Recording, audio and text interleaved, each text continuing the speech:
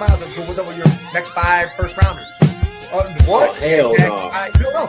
I was just saying some absurd shit. Yeah, you're supposed to.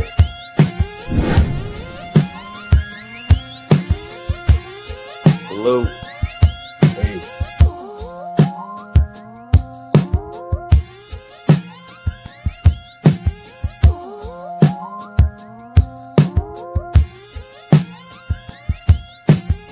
Wow, did he crush that one? What's going on? What's going on? We are back in the building. Yo. Boom, boom, boom. What's goody good? Sports Madness, we bite. You are now tuned into the man cave. When do you get to get this all these fireworks on ESPN? You don't get none of this. We ain't even played the game yet. Oh, I can take the next 5 first Come rounders. on, bro.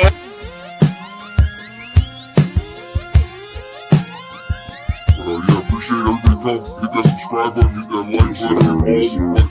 Shout out to Orb Huddle, Northeast Sports, everybody. Shout out to everybody. Network 216, hey. Network 216. 8172, come jump on this. Yes, sir. We gonna do.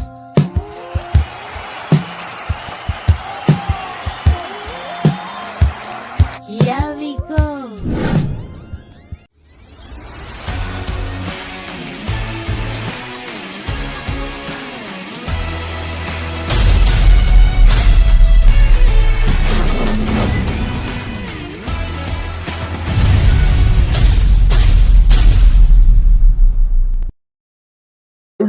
Yo, Sports Madness. Hey, listen, man. Jay running a little bit late. He might be able to make it. He might not. He had some personal things. I know I wasn't here yesterday on Game Time 216. Personal matters I had to take care of and deal with.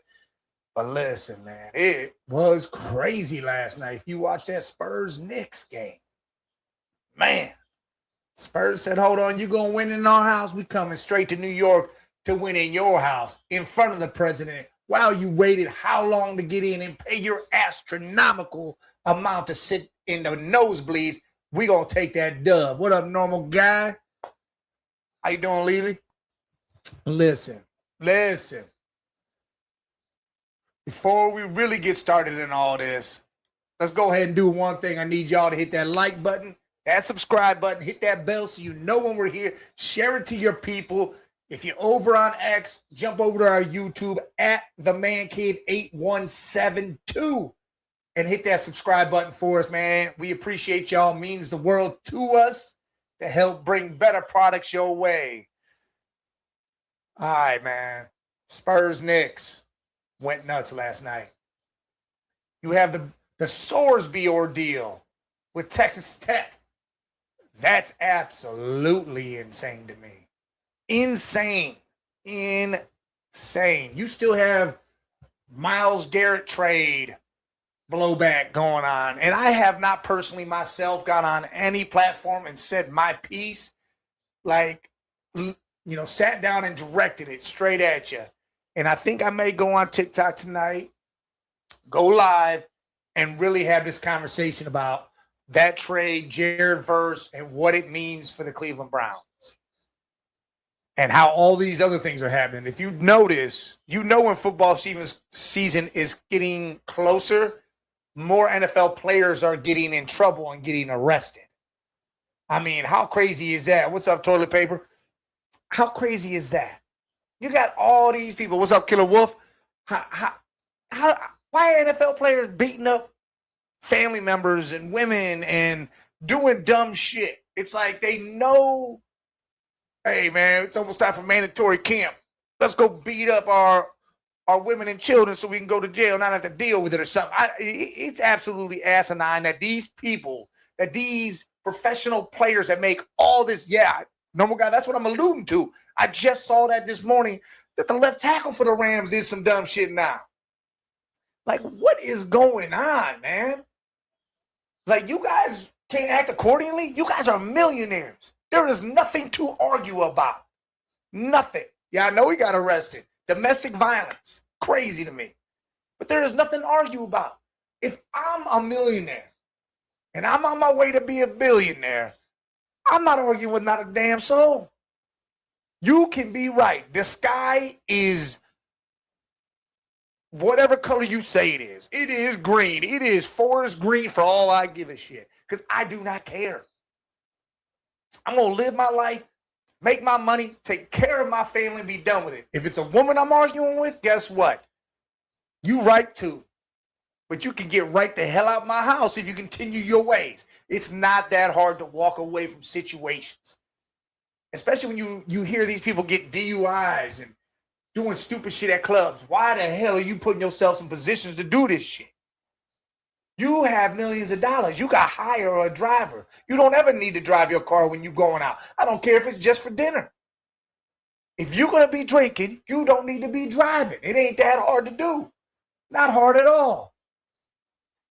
I mean, come on, people. Like, I don't know. I guess this is why regular, normal people don't, middle class people don't get the opportunity to be rich because we probably be too logical about it and we take care of business. You got everybody else that got all the talent in the world and they screw it the hell up, man. They mess up. And they continue to mess up. It's not like it's a one-trick pony. It's over and over again. Yeah, Ayuk arrest warrant. You know what that's for? It's speeding, I believe. Speeding, dude. What makes you want to go $130 and just run away from the cops? I get it, man. But you got to understand, you ain't a normal person, so this ain't going to be a normal thing. It's going to be broadcasted everywhere. If I go $130 on 75 or 71, they're going to give me a ticket, impound my car, whatever. I'm going to deal with it. Guess what? Nobody else knows about it besides me, the judge, this and that, unless I end up killing somebody. You are broadcasting. People are eyes on you left and right. How about stop the stupidity and get down to doing the work? This is why some NFL players don't make it. You got so much talent in the world, and then you go off and do stupid shit. NFL players, NBA players, Major League Baseball players, boxing. It's insane the shit that happens in professional sports where you have been gifted all the talent in the world to make millions of dollars and showcase it in front of millions and billions of people, and yet you decide to go off and do some stupid shit. Now, I understand there's two sides to a story, and then there's the truth. I get it. But if you put yourself in a position to be arrested in the first place, that's an issue. Keep good people around you. Do not invite the drama to you. If you know growing up that this person is a problem, it's either they straighten the hell out or they not around you. Because you can still love from afar. You can still help out from afar. Just don't put your name on anything they doing because it's going to mess things up. We'll get into that a little more later, but hey, man, let's get on to the Spurs-Knicks game. Woo, Spurs went into Madison Square, MSG, and took it to the Knicks. I mean, they showed out and did their thing, went beyond 32 points. What was it, 8 rebounds, 6 assists, 3 blocks? I mean, he put it out there. Brunson put up 32, 5 and 5. I mean, these teams are going to battle it out. But you saw what the key was. Wemby had a good game. They put Towns in check. Let's go ahead and look at these stats here. Towns, 11 points, 8 rebounds, 1 assist. 1. But he did have 3 steals and 2 blocks. But 1 assist. Come on, man. They know how to stop this Knicks team. And the thing is they were saying, what's up, happy Tuesday.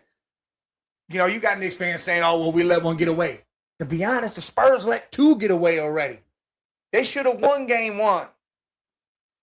They also should have won game 2. They let that shit slip and slide away. Now, the Knicks is a hell of a team, man. They doing their thing. Mike Brown coaching them up. Changed the game. Changed their whole playoff outlook when he decided to run the ball through Towns.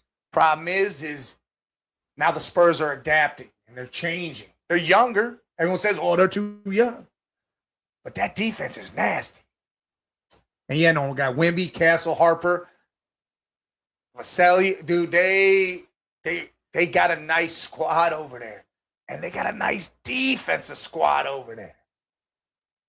Once they start getting this all together and get going real nice, it's going to be a problem. And I'm not talking about just this year. I'm talking about future.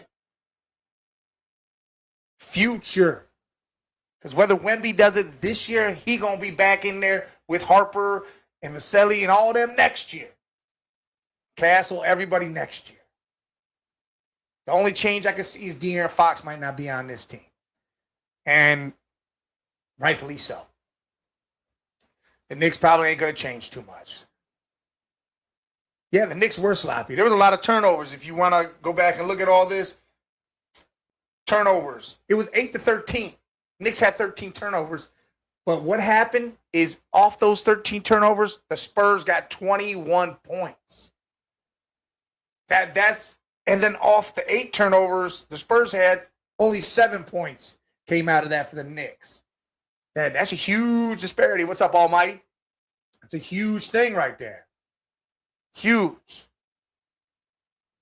Giving up turnovers and you're giving up 21 points. And then when you're creating the turnovers, you're not gaining. You didn't even gain 1 point of turnover. That's a problem. You know, Mike Brown was on the press conference crying about free throws in the second half. It being 24-8. Look, I get that to an extent, but the problem is I'd only get that if they were so outlandishly back and forth, like a disparity. It was 32-22 free throws total in the game. It was only a 10 free throw difference. That's it. Now, if it was like a 15-20, then that'd be, I understand you, Mike Brown, but the problem is that also means that you blew them away in free throws in the first half, in a sense. And Almighty, yeah, you guys might get the next one. I'm telling you, the Spurs defense is something else once they start getting acclimated to it. Remember, they gone through 2 tough series. 6 with the Wolves and 7 with the Thunder. They just starting to catch up now. Again, those first 2 games were actually close. Spurs actually had the lead later in those games and then gave up those games. Now the Spurs finally kept the lead and kept doing what they needed to do. It was a close game, but they held on to it. The Knicks were getting a lot of second and third chances. They were. Here's where we're at here. Second chance points, 10-21. 21 second chance points for the Knicks. So they were right there. They were still in it. It was a good game. I always said the series was going to be good. I had it going 7, and I had the Spurs winning in 7. But again, I have no problem saying the Knicks could do the same. I just think this is going to be a better series than what people started to think after the first 2 games. You know, obviously there's no sweep. They could still only go 5. But if the Spurs get a hold of this next game and they win game 4-2 and it goes 2-2 and they go back home, I think it's going to be a problem for the Knicks. A serious problem, especially if they deal with Karl-Anthony Towns the same way they did this game and they clean up them second chance points. It might be a real issue for these Knicks. A real issue.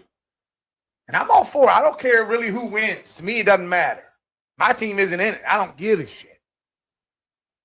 The Knicks haven't won something in a while. That'd be great for them. The Spurs, with this young team and young coach, that'd be great for them. Knicks fans talking, starting to backfire. Spurs just keeping quiet. If you remember, Greg Popovich is the reason why the Spurs are the Spurs even now. And that's how they do things. I know you care, Almighty. That's your squad. I get it. But that's how Spurs have always done shit. They were quiet. No one was loud. Nobody on the team got crazy. Except for back in the day, Dennis Rodman did. But no one does. Knicks are that outgoing, charismatic, in-your-face type fan base or team. The Spurs are more of that quiet, we're going to do our thing, and that's what it is, type squad or fan base. I feel this series could get knotted up 2-2, and we could really have something fun to watch in the last 3 games. And I hope that's what it is. I want the finals to be fun to watch. I want it to be a good show. Every game be good, and so far it has. It's come down to the last 6-7 minutes in every damn game. Yeah, Almighty. See, that I don't understand that. Yeah, Knicks fans were going after people wearing Spurs stuff. What? Why are you doing that, man? You're giving yourself a bad name. You're giving your franchise a bad name. That's an issue. That's a problem. Just like Jay and them were talking. They were saying, and I believe it with them, Knicks win this, whether it's at home, wherever, there's going to be some violence. There's going to be burning cars, all this. Why? Why do teams do that? Cleveland won the championship. I don't think there were no violence. I mean, it was just 1.3 million people there watching this parade. But why has it got to be all this violence? People root for other teams, man. That's what happens. Now, if someone's talking mess, and then they out their mouth coming out the pocket wrong, then I understand busting that ass. But not just absolute violence because somebody's wearing somebody else's shit. Who cares? Because if you go down there and then you get smacked up because you're wearing a Knicks, then you're going to cry and complain. There's no reason for all that. None. Man, get that sportsmanship up. Don't give your team, your squad, a bad name because you want to go out there and act a fool. You boo-boo the fool. Don't do that shit. But, man, this is going to be entertaining. I really feel like every game is going to come down to the wire. Wemby's starting to gather his feet again. Again, he was tired. He's been tired. 6-7 games. Knicks have sweeping people. They're putting to the test now. They're actually starting to feel it more and more. Spurs have had to deal with this already. So I think that's another difference in this series. Spurs have already done this, ran themselves out of breath, fought through it and all this. Knicks haven't had to do that yet. I mean, you messed around, lost 2 to Atlanta. You blew out every game with Philly.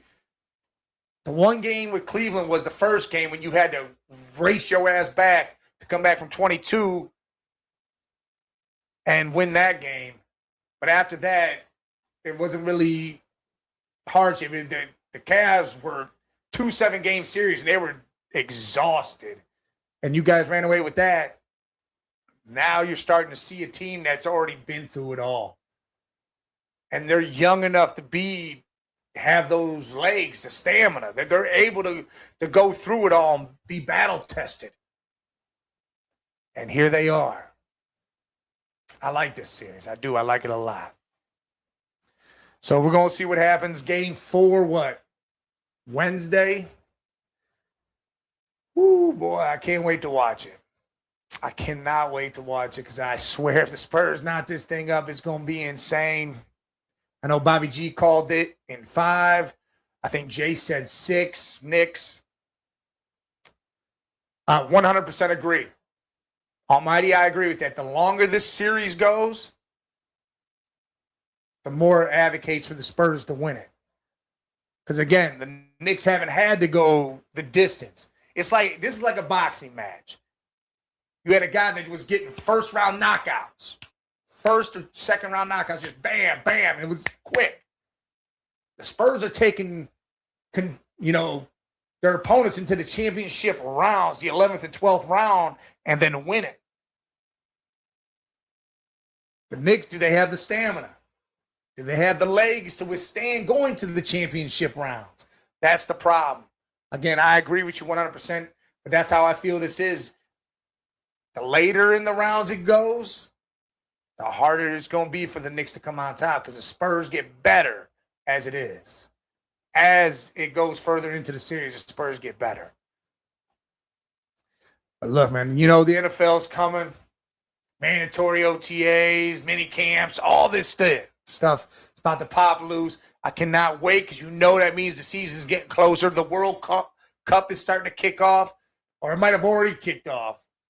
I know it's coming too. That's going to be huge over here in America. It's a big thing now. And I love the World Cup. I watch it just because, you know, you watch countries, the different things that happen, the best players in the world playing for their countries. What up, B Screws? He says the Knicks better drink some Powerade or Gatorade. They looking like they running out of gas. They better do something. Hey, almighty, a lot of people do. The biggest sport in the world is soccer. Believe it or not, it's soccer. It's huge. Yes, Jeffrey Champion. We got a shout out to Joe Batonio retiring. Said, I don't want to go to another team. My loyalty stands with the brown and orange, and I will leave and be a Cleveland Brown forever. And he retired after 12 seasons. Tons of Pro Bowls, tons of accolades to go on there. He did his thing here. I don't know if they're going to put him as a Hall of Famer, which I believe he deserves to be one. I mean, he was an amazing offensive lineman. You know, a left guard, amazing. Almighty, I get it. I don't watch a lot of soccer. I watch very limited, but when it comes to the World Cup, I'll watch that because it's like the Olympics. You're rooting for the USA, so you're hoping something happens. And there's all sorts of crazy shit that happens. Like I remember years ago, we're talking about 16 years ago probably, maybe more than that, maybe 17 years ago, the World Cup had those vuvuzelas, you know, sounded like buzzing, sounded like a big-ass bee and shit. That shit was crazy to me. Beast Girl says Spurs are young and hungry. They feel like if they can beat the Thunder, they can come back to beat the Knicks. Yeah, the Spurs aren't scared of anybody. Spurs aren't scared of anybody. And they can do the damn job. They can do it. Like I said, it's like boxing. The later in the rounds it gets to them championship rounds, the 11, 12, the Spurs are the ones on top. The Knicks are used to that first, second round knockout. About to see what happens. When we pushed back Joe Batonio void contract, I thought there was a possibility he'll come back and play right guard. Yes. A lot of people did. But the longer it took for him to say something, I knew it wasn't going to happen. I figured he may go somewhere else to try to win a Super Bowl maybe. But then it got even longer, and I knew retirement was what it was. I absolutely knew that was coming. Almighty says Spurs were down 3-2 to OKC and won 2 straight. And guess what? OKC, after a loss, had been 10-0 up until that point. 10-0. And I kept telling Jay, I'm like, they're due for that. They're due for the 2 losses in a row. Oh, it just hasn't happened yet. Doesn't mean it can happen, and it happened. Now they were 10-1 in the worst time to do it. They were 10-1. Towns was aggressive. Wasn't. I'm about to say, yeah, you mean wasn't aggressive last night. I don't know. I think maybe he's wearing down. Because, again, the Knicks have had a lot of rest. They've dealt with a lot of stuff. And maybe Wemby and Cornette and that team is starting to wear Towns down some. Because I truly believe if the Knicks fall, it's because of Towns. It is definitely because of Towns. Because you've seen Brunson. Brunson, I'm going to put the super in front of the star. He is a superstar. The dude is a dog.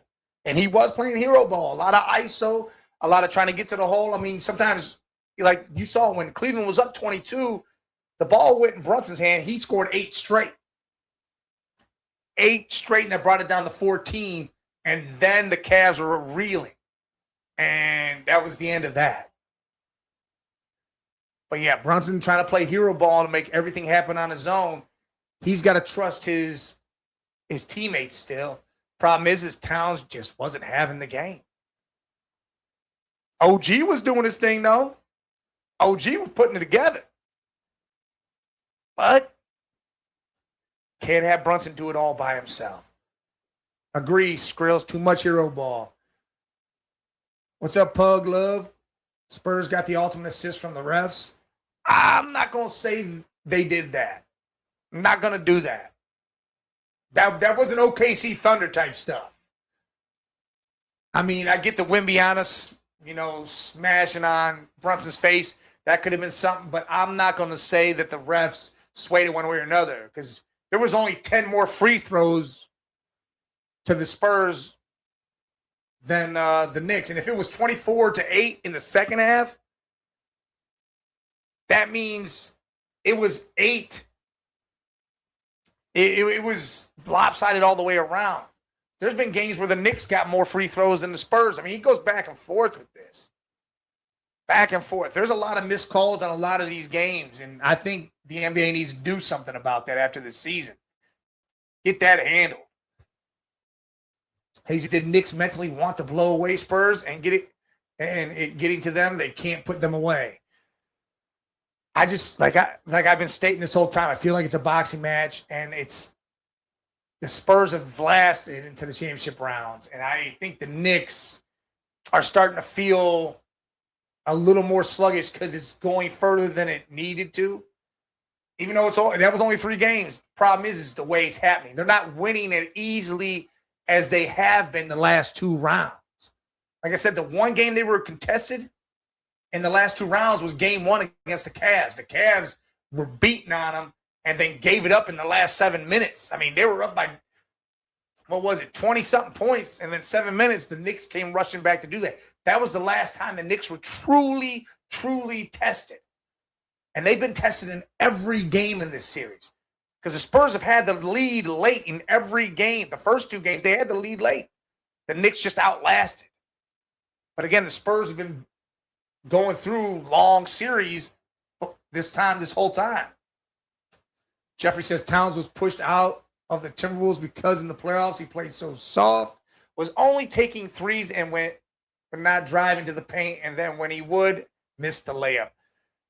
Yeah, Towns' game is different. He needs to up his bag a little more.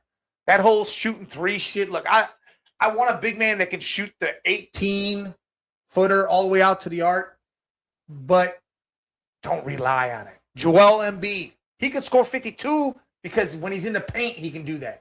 He can't shoot from the arc and just sit out there. He can't do that. Hey, Skrills, I'm happy for the man. He's retiring. Joe Antonio, hopefully he can get a gold jacket one day. I don't know if he did enough or if the Browns won enough, but I mean, he's a hell of an offensive guard. I haven't heard anything else about the Max Strus and Isaiah Stewart trade. I don't know how I feel about that. I'm just, man, I don't know how I feel about that. We need the toughness would be great. Isaiah Stewart does a lot of things on the D side and toughness side, but I don't know. I also know they're looking at Dean Wade bringing back more than Keon Ellis, and I want them both back if I have to say it, because I want the defense from both of them. They both can make shots when needed to. The problem is it's got to be consistent, and you have to take the shot. Dean Wade, you got to shoot the ball. Like when you were wide open in some of these series, you did not take the shot. I get it. If you miss it, people are going to criticize you. But if you don't take it, we're going to criticize you. So take it and get criticism. Who cares? Yeah, I agree, Jeffrey. I don't know if I'm the Max Strus. The only way I like him off this team is if we're putting in a trade and we're getting, if he's got to go, if we trade for Giannis or another trade transpires and we're bringing in a star of some magnitude, then yeah, I understand Strus going then. But yeah, I don't know about for Isaiah Stewart. You got to remember, this Cavs squad wasn't fully healthy until like March 15th. This whole team hadn't played together but 15 days before the playoffs started. 15 games, or I don't know about 15 games, maybe 10 games before the playoffs started. So they never really got in rhythm because they never really had it And once they started to, it would you show at certain points through the playoffs, but it could never really, gain momentum.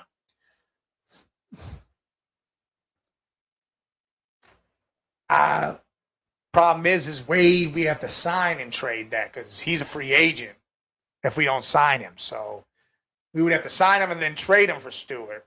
But I don't know if they want to do that because to them, that's almost like doing the same thing. Dean doesn't take real shots. Stewart will shoot that three if he's open and not care if he misses or start to pass it away.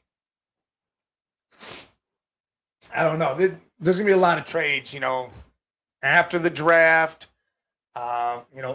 Beginning in July is when a lot of this shit will go down. Maybe not after the draft, before the draft, but beginning in July, you'll see a lot of movements. Free agency opens up. You'll see a lot of different things happen. The NBA will pick up, and then that'll be it. We won't hear about the NBA until October. Hi, I'm Kevin Durant. Well, if you really are Kevin Durant, what's going on, man? No matter what, thanks for showing up to the show, man. Hit that like button. Hit that subscribe button for us, man. If you over on X, jump over to the YouTube channel at The Man Cave 8172. Hit those buttons for us, man. We appreciate y'all being here. I'm riding solo dolo right now. Jay may pop in at some point. Scully will be here later. Oh, we're going to continue talking it all. What is this? But they have Paul Raid who kick shot ass that series.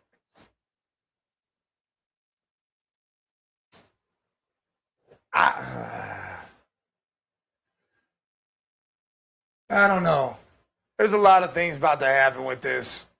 I don't know what direction the Cavs going or how they deal with Harden. I feel like there's a lot of up in the air stuff because now it comes out that Giannis really wants to go to Miami, I think.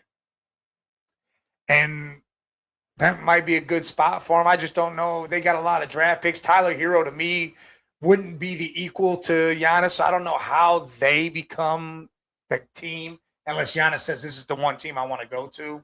So you got to make it done. I don't know. I think the Cavs really need to go out there. If you want Giannis, you really need to say, hey, he's Mobley, some picks. If you got to throw in something else and try to work that out, but I don't know, man. I don't think the Knicks do too much changing in the offseason because they got a good squad. He says Paul Reed, center, was coming in number 7 on the Pistons. He dropped 20 points on our heads every game. Yeah, because it was a different guy than Durant. His whole different game, and we didn't make the adjustment to him. That's the one thing Kenny did not do. He did not make in-game adjustments too well. Like, he knows how to do it because he does it during the regular season. It's during the playoffs. You got to do that shit on the fly. You might make like 3-4 adjustments a game. It's not just a halftime thing. You might have to do it every quarter. In the middle of a quarter type stuff. And he needed to be more quicker with that instead of just sitting on the bench. The dude barely got up off his seat. And that to me was an issue.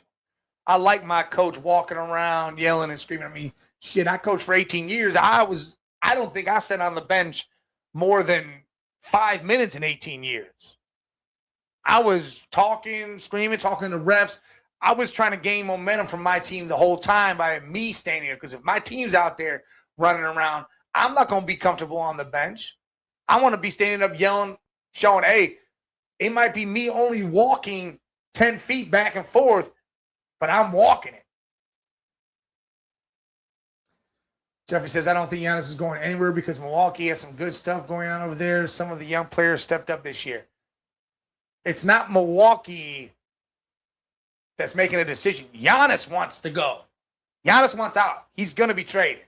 That's happening. This has no bearing on what Milwaukee wants anymore. They screwed that whole thing up. If they would have dealt with this shit sooner, it would have been different. Giannis was there this year, saw the young talent. He don't want to be there still. He wants gone. So he is going to go somewhere. Trust me, Milwaukee was going to trade him to us at the deadline for Mobley straight up. We said no. Giannis will be moved. He will not be a Milwaukee Buck anymore. Unless Milwaukee makes a trade and brings in some star caliber player, Giannis ain't going to be there, man. He will not be there. Let's switch gears a little bit. You know, hey, NFL time. It's almost football season. And you got college coming, NFL coming. But let's talk a little bit about Brandon Sorsby. How's this dude gamble all that? You know, Pete Rose can't get in the Hall of Fame because the man done gambled. And he gambled on his team to win, not as a player. He should be in the Hall of Fame as a player, but as a manager, he gambled on his team to win. He said they were going to win every single time. Sorsby over here making all his money gambling on like 160 times or whatever the hell it was, made $65,000. Dude, he gambled a shitload. And yet a judge ruled an injunction so that he could play this year at Texas Tech. And now you got colleges saying, hey, we're not going to play Texas Tech. Problem is how's that look? How can you pull out when the season's coming up? Because I don't know if you can pull out like that. You might say you're not going to play them, but does that automatically give them the wins then?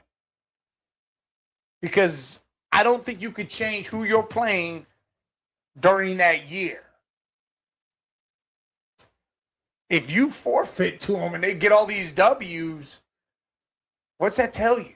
I don't know how that works. I want to know a little. I'm going to have to read a little more into that because I want to know. Because I don't think they could just pull out and say they're not playing. To me, it's like a forfeiture. Team don't show up. That's on you then. Why not play and bust their ass? Bust their ass. And if they win all these games, let them have the asterisks next to their name saying they had it with this dude doing it. And there's one thing I do agree with Paul Feinbaum on. I think he's a fine bum. I think it's fine bum. I agree that this is hurting the integrity of the game. Allowing this man to play after he's done so much, especially when he's college. You know, in the NFL, people were getting season-long bans for gambling. It wasn't even on their own team. But you're telling me in college this dude can get an injunction and still play? You going to be okay with that after all the bullshit going down? I don't think so, man. I hope the guy this dude doesn't see the field. I also hope the Browns ain't going to be stupid enough to take him in a supplemental draft. The kid's got talent. It's a character issue. It's a mental problem. It's got to be dealt with. Jeffrey says, dang, from Milwaukee, they got from OKC, who I really want, was 6'10" and a great defender. Yeah. Again, they got some young talent. Problem is their superstar don't want to be there no more. Icon says, poor young prime time. Dude retired, Myles Garrett. Myles Garrett gone. Yeah, Myles is gone. We got Jared Verse. We got draft picks. I love the trade for the Browns. They're working towards the future. And I said this before on the show. I said this is the most win now trade by a team, the Rams, because they want to win now. They're giving up all the future to do that.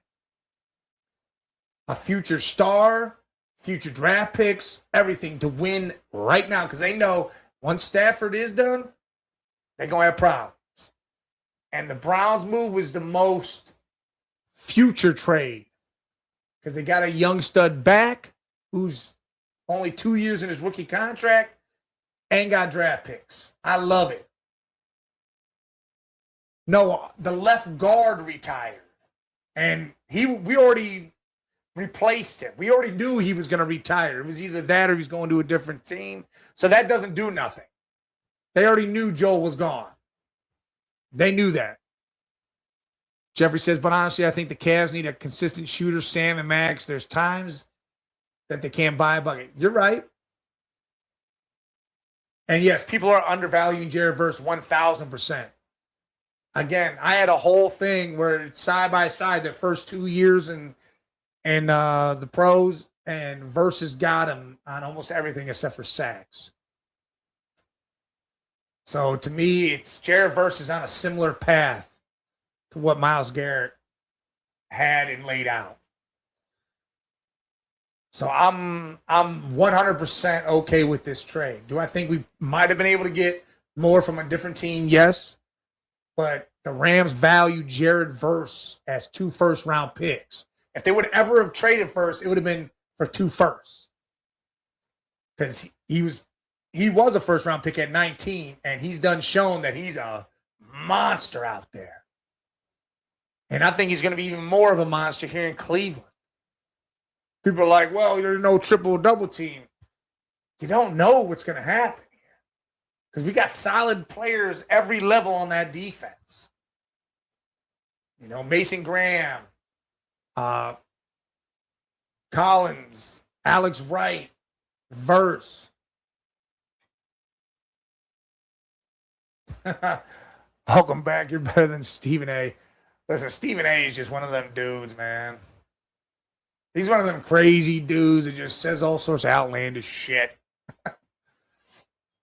Jeffrey says, put Jared Verse and Garrett's first 2 years side by side. Jared Verse was better at everything. Yeah, exactly. I just said that. 100%. And Verse played 7 more games because he wasn't injured. I think he deserved an all-pro team his rookie year, to be honest. He also won Rookie Defense of the Year. Myles never won that. What's up, Ivan?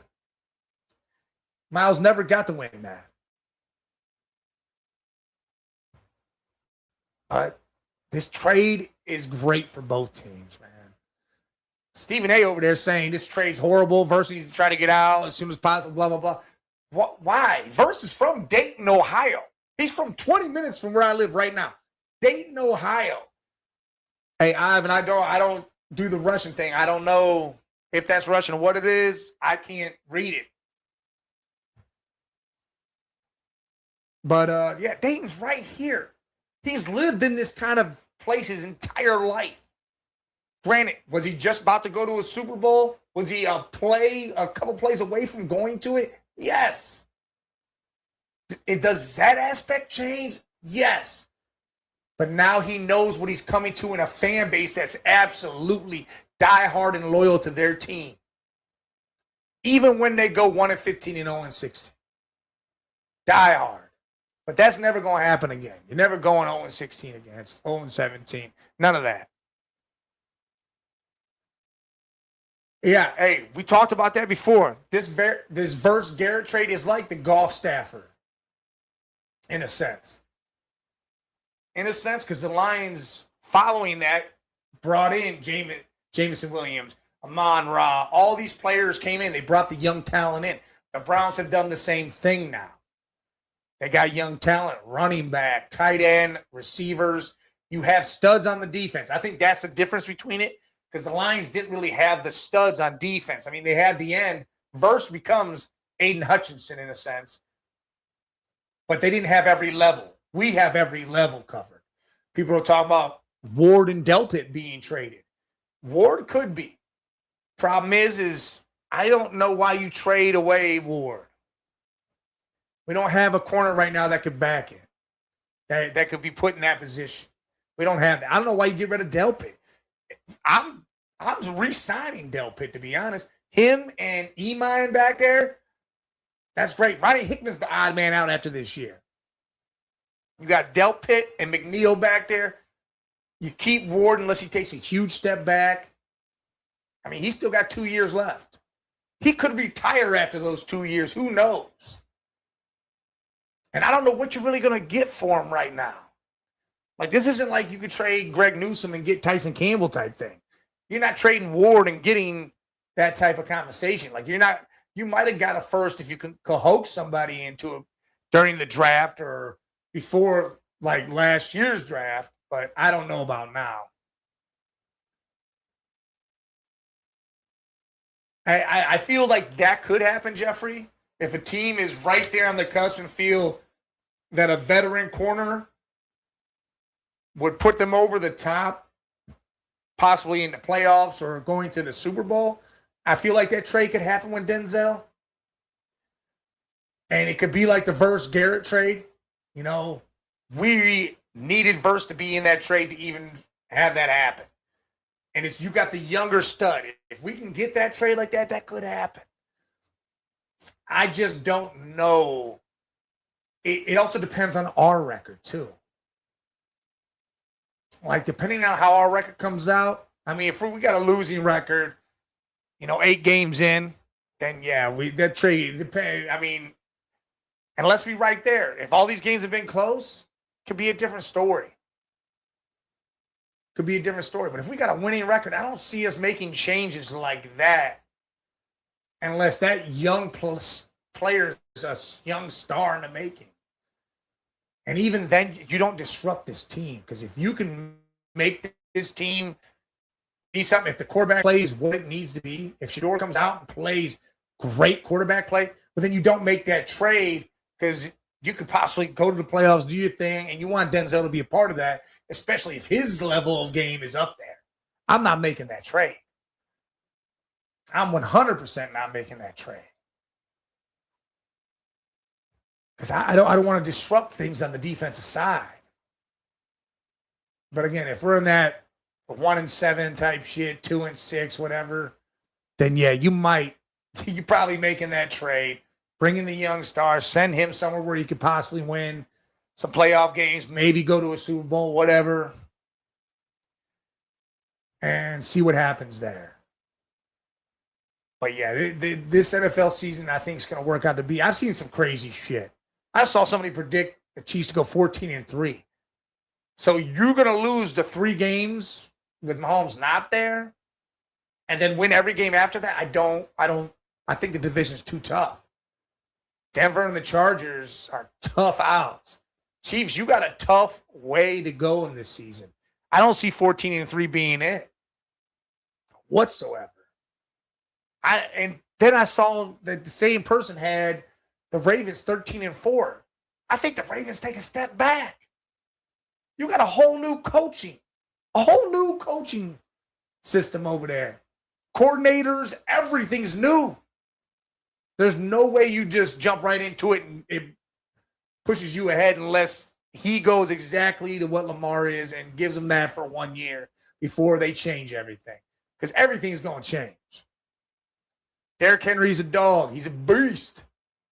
Problem is, Father Time will win. He will start to slow down soon enough. And who knows when that step back happens. Jeffrey says Shedeur Sanders, I think he's going to be better, but he's a project, so I don't think he's going to be really, really good until his 4th or 5th year. I hope he is leaps and bounds better than what he was last year. Otherwise, if he's not, then I don't want him to be anything. That's where I'm at with this. Because if he isn't leaps and bounds better, if we don't win games, if we don't look relevant with him at QB, and it's not his fault we're losing, then he's not going to be on this team. Him and Watson will both be gone after this year. We'll be trying to draft Arch Manning. I'd rather him be above average, just a little above average, win games for us, cut down the mistakes, and still be a project. Like, hey, you still got to finally tune this kid, but we need him to show out a little bit. Have a game where it's 300 plus yards, 3 touchdowns, 1 interception type shit. Do that throughout the season. Just don't make it a 2-3 turnover thing every game. You're going to have games where you might throw 2 picks in it. It's going to happen. Happens to the best of these dudes. Aaron Rodgers had one of the best seasons ever in the NFL where he only threw, I think it was 2 picks. That's a rarity. The best quarterbacks in this league throw picks. Brett Favre's a gunslinger, threw picks. Peyton Manning, his rookie season, threw 20 picks. You're going to throw picks. Just don't make it to where it's double every damn game. Unless you throwing double touchdowns. You throw 2 picks and you throw 4 touchdowns, you win the game, cool. but you got to win the game. It has to be because you did what you needed to do. You overcame the adversity, overcame the turnovers, won the game. I'd rather not have to go chase a quarterback next year, even though it's a great class, but it's a great class for a lot of things. If we're going to be up there, I'd rather move to try to get Jeremiah Smith. You add him to this team with KC and Denzel, and you put them three there, and you have Bond and maybe Thrash, because I think Tillman gets moved and Judy gets moved. Judy might be one of those. If KC and Denzel step up, Judy could be moved by the deadline to a team that needs a wide receiver, and we get, future draft pick or maybe get some depth at a position we need. But also I'm upset because the way Kevin did Jameis Winston, he should have been running the Joe Flacco offense that took us to the playoffs, because he would have been way better in the system. He would have been way better because he's younger than me. And he didn't just come off the couch. I love Flacco, man. Flacco did his thing. But Jameis would have thrived in that too. Winston would have thrived in that too. Hey, I hope Judy plays better this year. I hope he plays better. But I still think he could be moved at the deadline, even if he is playing better. Because if he's playing better and he looks good, and Denzel, Boston, and KC look good too, I'm not mad at it. I'm not mad at it at all. And then you trade Judy and get a nice draft pick, or again, a nice player in return. Maybe that you trade Judy, maybe you get your young corner that way, and he could sit behind Denzel and start to learn even more. And then you move. I don't know. I agree that could happen. I'm with you on the Judy thing. If KC and Boston step up, he's not going to be doubled. He's going to be more free. All that's going to happen. The problem is I've still seen it in OTAs, and he's just dropping the ball. And we're talking about balls. The balls are hitting his hands. It's not like it's some crazy throw. That's the problem with Judy. You can throw that ball 10 yards in the air, and he goes and gets it. But if it's right here in his chest, he's dropping it. He's dropping a lot so far still in training camp and stuff. If the young guys show out, we don't need to keep them. There is no need to keep them if the young guys show out. If your whole thing is another reason why Miles has moved on from is because he's not going to be the answer, or we're aiming for the future. We're acting like this team isn't going to be relevant for another year or two. Then Judy's got to go too. That's how I look at that. It's just like Denzel. If they're saying Denzel, well, what's Judy? Like, how old is Judy? Let me look at that. Because if you're saying,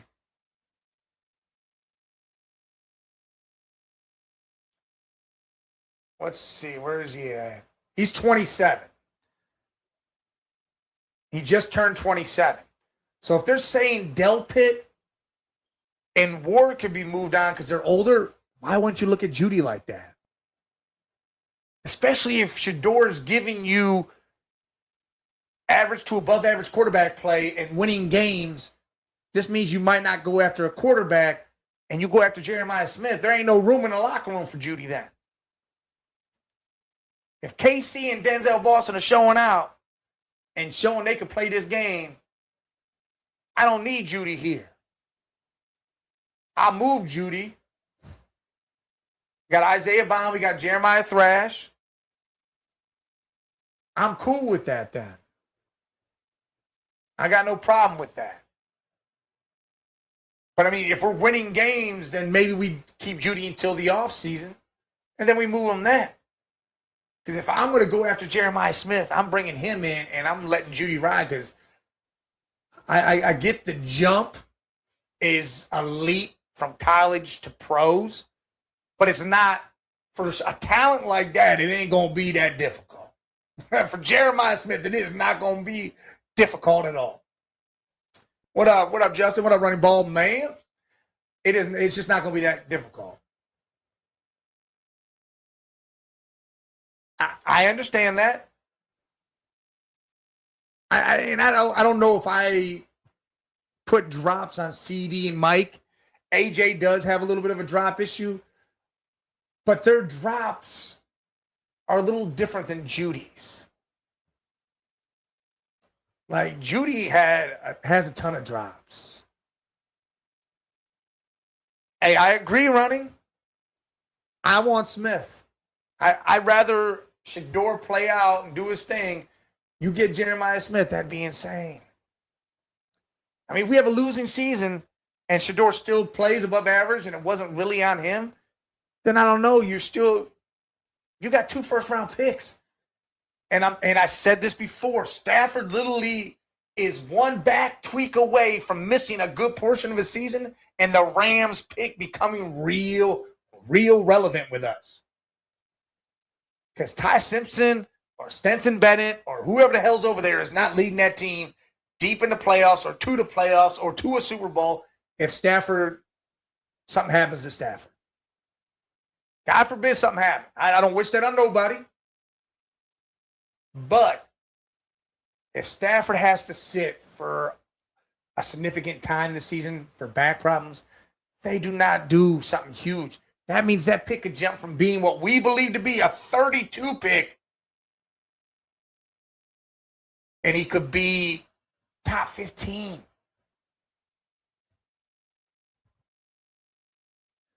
You're right, Jeffrey. 1,000 yards. I mean, he had 1,200 yards the one year, but the problem is we have to produce all over the field.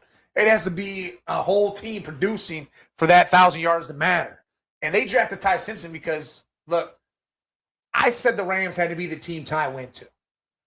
He has to be able to sit there for a full season, if not 2, to become a good NFL quarterback. Because I don't think of him as, hey, I can just walk in and play the game. He can't do that. Now, after sits for a whole year, maybe 2, do I believe he could walk in like that? Yes, I believe he could finally get it together, but it's going to take some time. And by then, you got Stafford gone, Devontae Adams will be gone, Myles Garrett might have took a step back. Things are going to look different. The Rams aren't going to be the same team. Running says they got to think about what Smith does without the ball and how teams plan to defend him against him. Probably frees up Sanders to be more of a threat. Agree. Smith will command the double team for as big and fast as he is. Command it. And that will make Casey in Boston that much more better with Harold Fanning, with Junkins. A lot of people are trying to be so down on the Browns. You guys don't understand this talent that is there. Talent across the board on every level, defense and offense. And yet we have to see KC and Boston do it. But we've seen it from all the other guys already.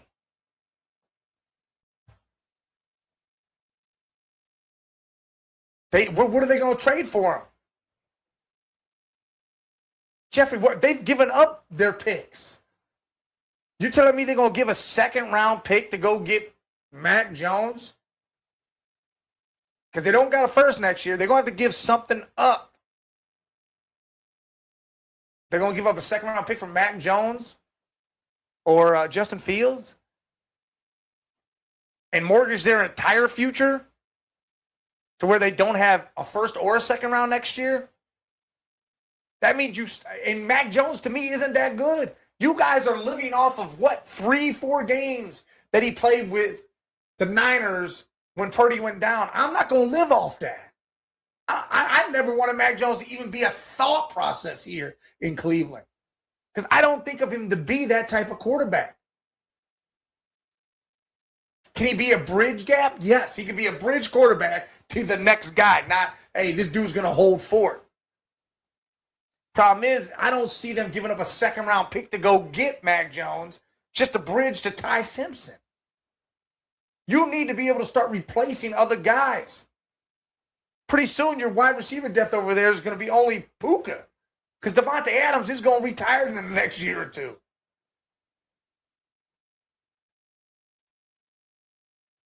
I agree, Ronnie. I agree.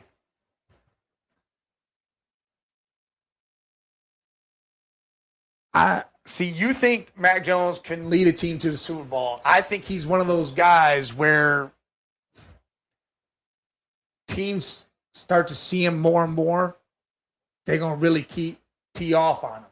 They're gonna key in on him. I don't think he's had the pressure in the playoffs either. That's gonna be another issue. I feel like they can win the Super Bowl. Don't get me wrong. I just don't think trading for Mac Jones or Justin Fields is going to be what you do with it. I mean, Mac Jones more than Justin Fields. I like Justin Fields. I just don't think they're a Justin Fields type of team. They are a Mac Jones type of team in a sense of that guy that sits there in the pocket and throws the ball. Justin Fields to get out and run. And maybe that's what they need. Maybe that'll help them more if they have that dual threat quarterback.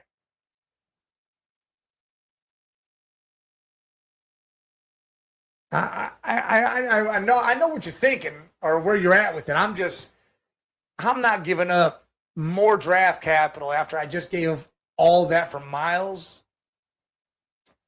I just can't give up a second rounder. Like now you go into the draft with no first, no second. I just don't see it. I don't. It'd be rough. They might throw Ty out there and think he can just do it. Maybe Ty can win them some games. I don't know if they can go all the way to the Super Bowl with Ty. Maybe Ty wins a game here and there. Maybe their defense is that good that it does do their thing because their defensive line is still nice. You had Miles and you took Verse away. You upgraded it that little more. You got a nice little linebacker core. You took the whole Chiefs secondary. The defense could probably do the damn job. Problem is when you go up against other teams, especially in the playoffs, when you're going to go against the Niners in your own division, Seattle in your own division, it's going to be rough. I mean, the Eagles are going to be rough. There might be another move out there for the Eagles. The Eagles might make another move. There might be something else going on out there. The Cowboys are going to be tough, especially during the beginning. Because if you look at the Rams, depending on if that injury ever happened, we're just stating if the injury happens. We don't know if that could happen or what would happen. I mean, you got to think their first 5 games, the Rams' first 5 games. 49ers, Giants, Broncos, Eagles, Bills. 3 of them are at home, but God. Yeah, Sam Darnold had a good defense. He also had a running back that came to play all of a sudden. Walker came to play. The reason why Seattle did anything was because of Walker and that defense. It wasn't because of Sam. Kyron Williams is not any of that.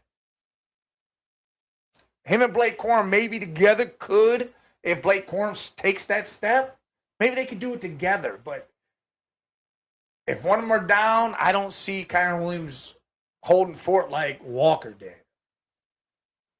But that defense is a hell of a thing. But they also won all them games, and teams weren't, like they were. Like I said, you're going against a Niners team, a Giants revamped team. The Giants could be decent. A Broncos team in Mile High. You're in Philly, and then you got to play the Bills. That's your first 5 as a Rams. Jesus. And then your last 6 as a Ram, you play the Chiefs, the Niners, the Cowboys, the Seahawks, the Bucks, and the Seahawks.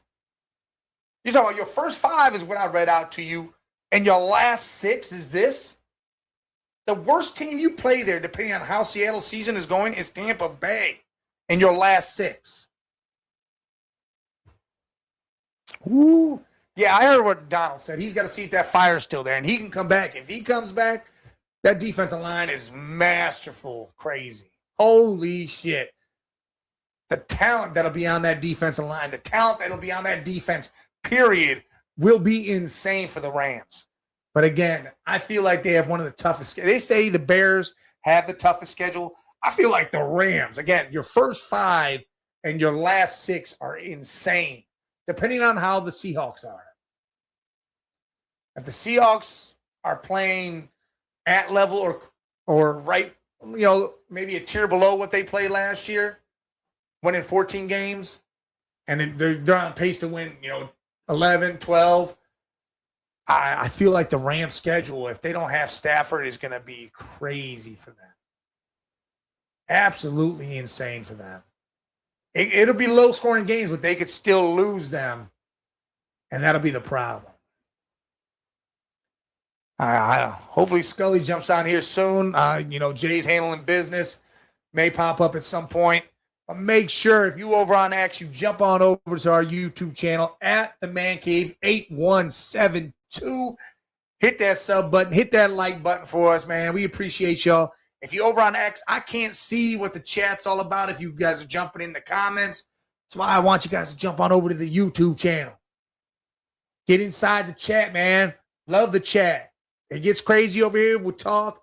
Bring up whatever you want to bring up sports-wise about whatever team you want to talk about. We could talk. Caleb Williams is so confusing. Reminds me, hold on. Caleb Williams, he is so confusing. Reminds Shedeur Sanders last year. Maybe the wild plays, but it was just easy stuff he was missing. I agree.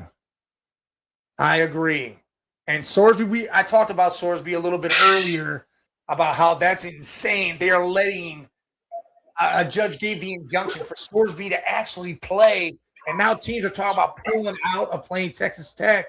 And the issue with that is, can they do that without it being a forfeiture? Because it's already 2026. The season's already about to start. Now, if it's a forfeiture, you're telling me Texas Tech's going to go undefeated. That's going to be insane to me. I don't know. What up, Scully? What up, Mike? Sports Madness. What up? Nah, man, just sitting here rambling on about. I see you, Fidolo. I had to get on here with you. Jay's doing some stuff. He was going to be running late. Didn't know if he's going to be able to jump on. Took care of business. Well, glad I showed up. So, what was you just talking about? College? Sorsby, the quarterback that's Texas Tech, for all the gambling issues he had, and he was in trouble with all that. He got suspended. Well, he had a judge came out, gave Texas Tech an injunction so that Sorsby could be eligible to play this year. Yeah. Yeah, I mean, bro, like we're trying to figure out what's going on with college. And I don't understand any of that, Mike. I guess it's about who we, It's good, normal guy. What you know, all that shit. But again, and what college what college? Yeah, I don't know how they allow this to happen. Like I said earlier, Paul Feinbaum, because I actually hate that dude. I call him Fine Bum. Yeah, he's a fine mass bum. Yeah, bum ass fine bum. But he said it correctly. The integrity of college football will take a big shot, a big hit, if they allow this to go down. If they allow Sorsby to play and other teams decide not to play, because I truly believe they can't just back out like they're saying they want to. They can, but it's going to be a forfeit. It's going to be a W for Texas Tech. And I don't know how that plays out. The whole, college basketball altogether, Mike, has always been suspense, man. From paying to not paying to forcing kids to stay to not forcing them. Like, the whole college game is just rigged. It's all money, man. I think the college game is even bigger money than the pros. Oh, 100%. 100% big money. And you saw Saban got out once everybody else could pay players. He got out and knew that hammer would fall and it would happen. You would start to see teams that were good without paying players become even better because they are paying players. Yeah, I never liked that that ugly ass bomb. He garbage, but he one of the worst dudes on TV. He up there. He is. He does go ahead and double fist an SEC type deal. He's a problem over there. Yeah, And Mike, what you feel about so I seen the Caleb Williams thing, man. They actually put Caleb Williams on the front of Madden. Like, how you feel about that?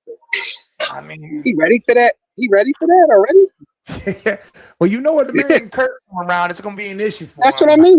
That's what I mean. Does he really? Did they really need to curse him already though? Like, I don't know how he could have been the cover. To be honest, why did? And I'm not saying this as a Browns fan. Like Garrett broke a sack record that's been around for how long? He might have been. He should have probably been the cover of the damn thing. So Miles never been on a cover before. I don't think he has. I don't think he has. Nah, that's disrespectful. You're supposed to give the cover. There's only two people who should have been on that cover: Miles or quarterback from the Rams, MVP or Defensive Player of the Year. Come on, now you're just throwing anybody on. You know what I mean? And again, like I said, that sack record to me, let alone that should have put him up on there. You should have made it an all defensive thing. Could have been him. It could have been two other defensive players on there. It would have been crazy. Even if you would have put him as a Ram in a Rams jersey, that shit still. Yeah, you could have did whatever you wanted to, and it still would have made more sense. Yeah. Stafford. Like it could have been both. We could have been that two dudes. It could have been both. Yeah, you should have a front and back cover. It should be front cover, offense, quarterback, Stafford, back cover, Miles. That should have been hard. When have you ever seen a Madden cover? I know they was doing that for a minute. I think the Barry Sanders edition or whatever, they had a front and a back cover. They needed to do that so they could just make that shit worth. Like motherfuckers would start keeping the cases and shit because it's worth shit. You know? And they should have put two. You could put two guys on there. It's not like you see NCAA now. They're putting multiple players on the cover. Well, what happened to the Guardians last night? I caught. Hey, look, man, you put in Hunter Gaddis and he gave up the game in overtime. All right, not overtime, but in extra innings. Yeah. Jeffrey says he thinks college sports made a mistake when they started paying players. I don't think it was a full-out mistake. I just don't think they had it regulated and had the restrictions put in place that they needed before they did that. They should have already had all that worked out instead of trying to do it on the fly. Yeah, I mean, my whole thing with it was, at the end of the day, these kids are over 18. They need to get paid. And the college basketball is making way too much money. When they were the 2Ks and the base, you using players' names. I wish I was a baller and they use my name and I'm not getting paid, bro. Mike, that wouldn't happen. You got to get paid. My name's on that, John. You for free, Williams for free, Mike for free. I need to get paid. Oh, yeah, 100%. I mean, maybe not this crazy millions and millions and millions of dollars that they're getting. Just enough to eat. If they go out and get sponsors from, dealerships on their own, that's whatever. But to get paid their image and likeness from, proceeds. Video games and stuff, the college needs to pay these players. Not even like a check. Yeah, not like you said, not even like a check. A 2K game come out, your name's on the game, you get proceeds from every single game bought. That's point fair, right? And then I do understand, the higher the caliber player, the more money. I get that, but you gotta regulate it at some point. Jeffrey says, to be honest, Jordan Love played better than Caleb Williams in the playoff game, but Caleb Williams had more help. Normal guy says Garrett or Stafford, or why not both? I can see why they could. Now, the only thing that makes sense about that cover is they based it off of that throw, bro. That backwards, that stepping backwards throw was ridiculous. That was the play. I think he got an SB play of the year. So they basing it off of one play, but you can't base the cover off one play. You got it. That's an overall thing. It's like an award. That's an award to go on the Madden, right? I think. Yeah, you're right. Yeah, look, the Indiana coach is on the Dulex college football cover. You got his ass, Kurt Signetti's out there on the damn Madden cover for what he's done, the culture change he made in Indiana. That's huge. Huge. The Madden cover isn't bad. It looks It is fire. You know, the Iceman man. It's fire with the cold. That shit. Yeah, It does look fire. But did he deserve that thing? Because it used to be something where you deserved it. Your season made you deserve it. See, and now they've made it. They've made it now where they didn't rig the game. Now you don't have to deserve it to go on. Now anybody can go on the cover now. Offensive lineman can get on the cover now. You know, come on, stop that. Stop. Yeah, Saquon made it. He did that backwards hurdle. That was something we ain't never seen before, though. That was huge. But that year, he ran like he carried the Eagles to the Super Bowl. That he deserved to be on that cover. Right. Oh yeah, for sure. And he had the greatest play ever. Backwards hurdle was an amazing play. Just to have. Yeah. Not only was he the MVP, he should have been the MVP. He was the offensive player of the year, and he had the greatest football move we've ever seen in sports. So yeah, that's hands down. Jeff, that's hands down. One of the top 3. Yeah. Oh yeah, it's definitely all about money. I call it's about money. College is all about money in a sense. And the thing is but before the SEC was paying out, doing it on the cover, and we're good at it. Big Ten couldn't shell it out. Now the Big Ten can shell it out, and everybody's coming to the Big Ten. And it's weird. I'm not saying it's rigged in every aspect. College, basketball, football, it's all in a rigged sense with players leaving after a year to go get paid more somewhere else. I think that's absolutely asinine. It shouldn't be happening. None of it should be like that. These players shouldn't be able to change teams every year to go get more money from somewhere else. That is horrible. Jared, normal guy, you talking about the Knicks game? I caught a little bit of it, but I was going to ask Mike. New York fans, they sat down a little bit, Mike. They got sat down. Have you seen what's the name of it? Bright and early. He was here bright and early. Okay, what was he saying? Did he sit down a little bit? Did he have a seat a little bit?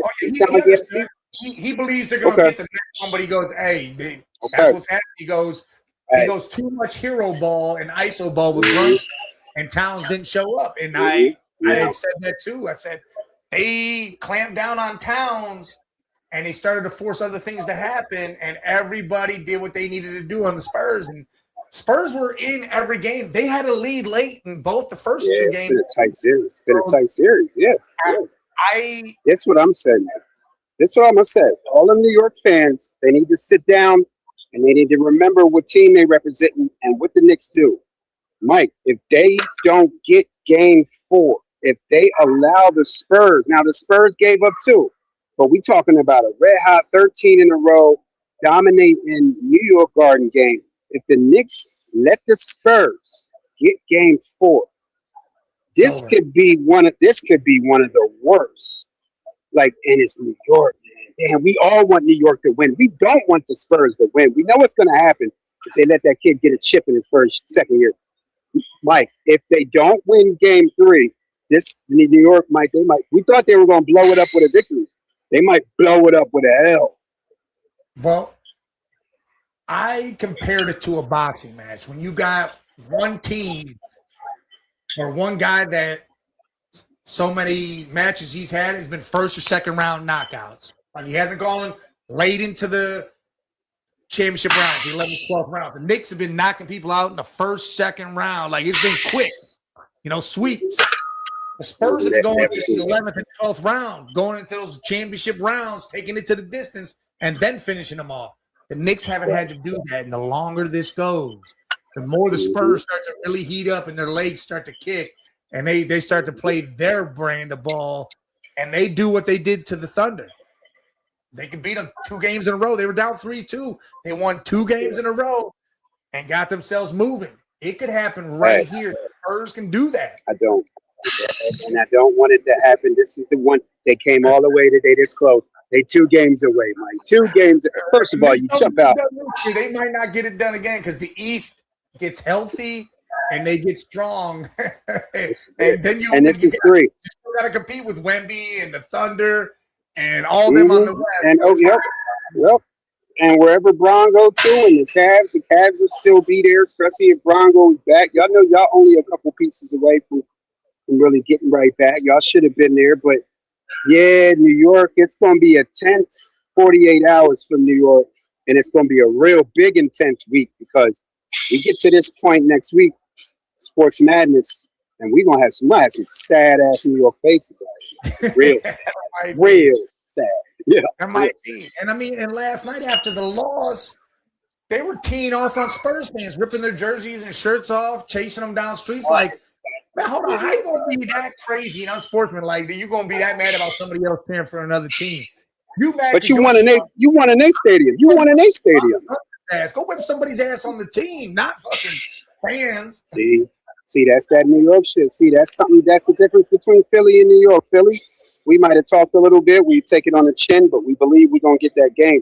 New York's getting nervous because if they out harassing people already after one loss night, that ain't good. That means they're thinking about them past losses.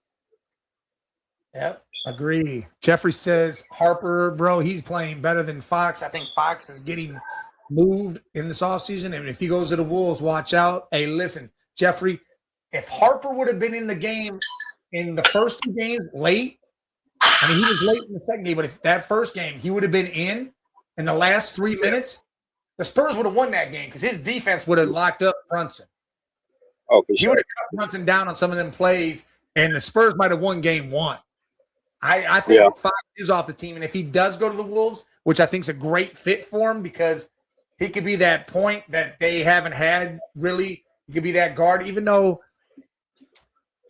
I like Holiday. Drew Holiday can go to the Wolves. He can score. He plays defense. That's a hell of a move for them. Hell of a move. Drew's still in the league doing his thing, man. Big ups to Drew Holiday. He said the Knicks fans are like Cowboy fans, too hyped for nothing. Yeah. I mean, we get hype. I call live. We get hype, but we don't do that. Don't do that. You're not gonna go out there chasing other fans, ripping their shit off. Like there's videos of people doing that now. If they're out there talking mess and getting stupid and saying dumb shit, that's different. Somebody's gonna get reckless, but it can't be. I tell you what exactly. If it would have been Philly, Mike, this would have happened. If Philly would have. First thing we're gonna do is we're up 2-1 and we're in Philly. Unless, like you said, they talking big shit, then things happen. But what's going to happen is Philly fans are more of those fans that's going to go after the players. We're going to go more after the media. The media is going to start. We're going to be like, bro, come on, man. Like, how y'all going to give up game 3 at home and you won game 1 and 2? All that fighting other people, that's New York. That's that goon. That's that New York City goon shit. They just mad they got humbled. They got humbled. And then you saw right after the game, Mike Brown went straight to, we got less free throws in the second half. Like, come on, man. Whatever. Come on. Just get humbled, bro. You lost. You got 13 straight. Damn. I mean, we haven't seen like what we asked last week. I don't even think the Bulls won 13 straight. Yeah, the Lakers was the only team that had its run. Now, okay, y'all went out. Now y'all match the Lakers numbers for 1 loss in the playoff or 1 loss in 3 rounds. Hey, you can't say Bills fans are wild too. Hey, the Lakers fans are wild too. They do that shit. That's the same shit they do. That's all big city shit. You know, big city. You know, it's all big city. Shit. New York City is the worst, man. New York is a different type of animal. Oh, yeah, New York is just sickening over there when it comes to this type of stuff. They definitely are. Yeah, their fan base absolutely. They go irate style. I mean, I love it that they show up, show out, but then they show out too much and recklessly after the games, whether they win or lose. And it's crazy. And the last thing you need is somebody getting shot or something. Oh yeah, see, and I hope that doesn't happen. You know, violence like that is asinine. It doesn't need to happen. But hey, Naz Reid, he gonna get paid all that money. I would take Naz Reid over here. I'd make the move and put Naz Reid on the Cavs. I like Naz Reid. And Running Ballman says it wouldn't have been as bad if they didn't have to get to the stadium so early and could have done their circle jerk. They had to wait in line because Trump went to the game, so they had to wait. It took them longer to get in the stadium. And they're trying to blame the loss on Trump. Man, they already told they told Trump not to go, man. They told Donald not to go. Like, why? Like, you knew they were going to lose because he showed up at the end of the day. I know. You need to not be ever. I already knew it was going. I knew it was going to happen. Yeah, Donald a fake ass New York fan, man. He ain't no. He don't even like New York no more, man. They booted him out of there a long time ago. But what was Jeff saying? So Jeff, and that's what I was saying. If the New York Knicks win, I'm going live up on the flight, Mike, and I'm not even doing a football talk. I'm doing a straight Sixers burn down the stadium because the Philadelphia Sixers. This is another slap in the face to the organization of the Sixers. They allowed this to happen. All these players played in the backyard of the Philadelphia Sixers. Some of them from Philly. Brunson's not from Philly. Bridges is from Philly. Yeah, and Archie Diacono, bruh. This is a slap in the Sixers' face for allowing the New York Knicks to come in their yard and steal every one of their players that played in Philly, man. It's just a bet. This is why the Sixers are really trash. That's all it is. The Knicks didn't luck up. The Sixers dropped the ball. Well, every team dropped the ball in that sort of sense. Philly, but the Sixers really did. They didn't get one up. They should have took in their hometown guys, or at least a couple of them. Yeah, they didn't even get one up. Not one. I'm too busy with the process. The process of demolish. Too busy worrying about Joel Embiid shooting threes and hurting his knee. And Ben Simmons. And Ben Simmons, man. Like, come on, Josh. Jimmy Butler. Shit. I would rather have Josh Hart over Ben Simmons any day. You know why? Hart. That boy played with heart. Well, yeah, you guys had Josh Hart, Alex. You guys did. Y'all had Josh Hart? He got drafted. He did. Yeah, but he didn't play. Well, Josh Hart's a different story. Like he is one of the best role players. That makes it even worse though, because Philly could have grabbed him when he went free agency or in a trade or something. Right. That means they struck out twice. They allowed him to go to the West, and then they allowed him. But the Knicks just did perfect. We saw it when they brought Cat over. And then they stole, and then they went and got Brunson away from Dallas, which is a small market because you don't see a lot of Mavericks games. And then they went and got Brunson, and then they put all the pieces around Brunson that he won championships with. That's just genius, man. The Knicks knew what they were doing. Yeah, that's a hell of a play. You had DiVincenzo that was there too for that year last year, and then you trade to get Towns and. They did. And an OG, like getting OG, like it's crazy. Icon says y'all just losers, Philly, respectfully. Yeah, Sixers are losers, man, and that's why I'm done. But I don't do it no more. But Philly, when you put that, stop that. I'll catch you live on TV now. Stop that, all that Philly. and Jeffrey, you're right. Josh Hart being 6'4", battling bigs for rebounds, he just knows how to position himself.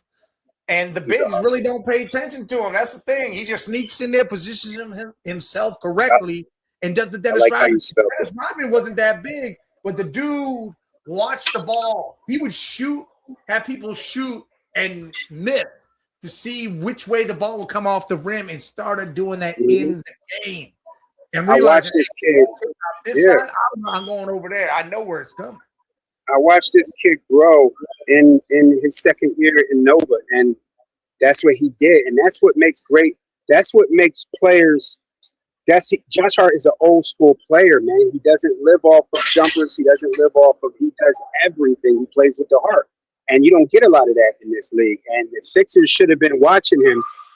The way he progressed his sophomore to senior year, he became the star of the team without even being that good. It's just the heart hustle.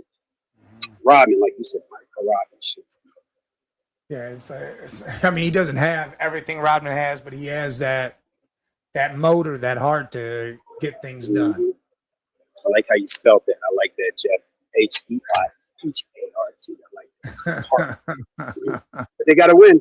They got to win, Mike. If you're, how do you come out and make sure that Game three, I feel like not only should, if the Knicks win, then we know they're going to get one. They should. But how do you come out if you're the coach of the Knicks, Mike Brown? You know how Mike coach from being in the Cavs. How do you come out and make sure this game isn't close? How do you make sure you go out and you put the foot on the neck and get the chip with this game 4 win? You got to get Towns back involved. I mean, Towns had a rough game, and the Spurs made that happen.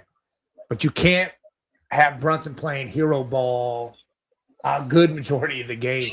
It doesn't work. That ISO ball isn't going to win the game. Other people got to step up. Mikal Bridges didn't show up either. If I'm correct, he had 8 points maybe. Yeah, it's not enough. They all got to get better. Let me look at it right now. I'm looking right at the stats. Bridges had 2 points. He was 1 for 5. That's a problem. It's a huge ass problem. Your bench, Jordan Clarkson had 10. Shamat wasn't hitting his. He was 1 of 8. McBride's usually hitting. He played 8 minutes, was 0 for 2. McBride and Shamat have been the reason why they've been scoring a lot because they've come out and hit big shots and put up points. They're not even putting up nothing. They're not doing anything. And when Mikal Bridges ain't doing shit, but OG stepped up, Brunson stepped up, it's hard for the Knicks to win the game. They got to have a supporting bench. I hear that. Yo, caught live. Freeway, all right, but you gotta holler. You gotta check that boy Scully out on Father's Day, man. Most feel Entertainment, Man Cave Media. Kiss My Ass, the album Father's Day weekend. Ain't gonna worry about Freeway after that. Caught live. He had 9 rebounds. 9. That's good, though. That's what Josh does, though. 9 boards, double-digit points, couple assists. 9 and I think 5 it was. 16, 9, and 5. Yep, 16, yeah, 9, and 5. Yeah. Mikal Bridges is, to me, that's the Mikal Bridges is he's the secret sauce to the Knicks winning. Like OG and Bridges. Like if you can get double digits from OG and Bridges and outplay the man at their garden, the Knicks will win. OG had 28 points, 5 rebounds, 1 assist, but he also had 2 blocks. So OG stepped up. That's what I mean. Yeah, 28. Like he made, now just imagine if Bridges would have stepped up. That game, the series is sweet. The thing is, that might have took away from OG, but still, it wouldn't have mattered. Yeah, but still, OG even him with 20. That's a problem. Right. It feels like the only reason why he had to score 28 is because no one else was scoring. Right. So you rather get that from Bridges, get that 15 from Bridges, get that 15 from OG. Now, who do you guard? Who can you guard? It opens up a whole different world. Right. I agree. Dudes crying about fouls. That was crazy, and fans too. People start saying, "Oh, the refs this, refs that." Listen, there is no team that's going to get the refs like the Thunder do. So any other game, that's why I didn't want the Thunder in the finals, because if they were, I wouldn't have won, because then it would have been more of a ref thing. Knicks fans need to realize they get calls. There's no calls all the time on them. It's the same thing. They had a lot of shit that should have been called in that game 1 where they might have lost that game due to them fouls. It goes both ways. It doesn't just do one. There's Victor right there. There go Big Dick right there. There go the alien right there, man. Yep. Yeah. Hey, and you know what? He hasn't had an alien game yet. So that's why I'm saying he had 32 points. What do you have? 32 points, 8 rebounds, and 5 assists with 3 blocks. See that? I mean, those are great stats. Don't get it twisted, but that's something that he could do in his sleep. He could do that in his sleep. We're talking 40, 42, 43, 44. You know he's due for it, bro. He could do it. He can get that in there. It's definitely going to happen. Victor's going to show out big time. And if they win game 4, that could be the game it happens at. Because, again, like I said, I think the longer this goes and the more the Spurs start to ramp up, the worse it's going to be for the Knicks. Look at Stephen W. Smith acting like he a Knicks fan. That dude, he trash. He phony. Trash. Either. Yeah. You know what? Hey, well, that's why y'all now look. Let me show both of these faces. That's why y'all now rocking with the best. We don't watch ESPN no more. We watch Man Cave Media Sports. We here. We're not gonna turn in those. Like that money when we get that RV and that bus, it ain't gonna change. Ain't nothing changing with us, bro. We gonna keep it thorough. Hey, listen, it's by real ass sports fans talking to y'all Sheesh. fans. That's what this is. This isn't. I'm getting paid one way or another to believe one way or another. I'm going to be biased towards my team. I'm not going to say the Browns are going 17-0 ever. Yeah. Yeah, and that's what I caught on TV. That's my thing.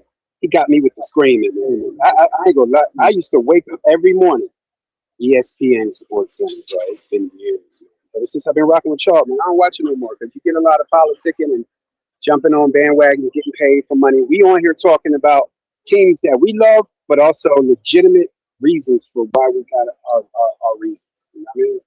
All right, we talk about everything, and that's the best part about it all. I mean, you do all that, and Mike Brown was tripping out. He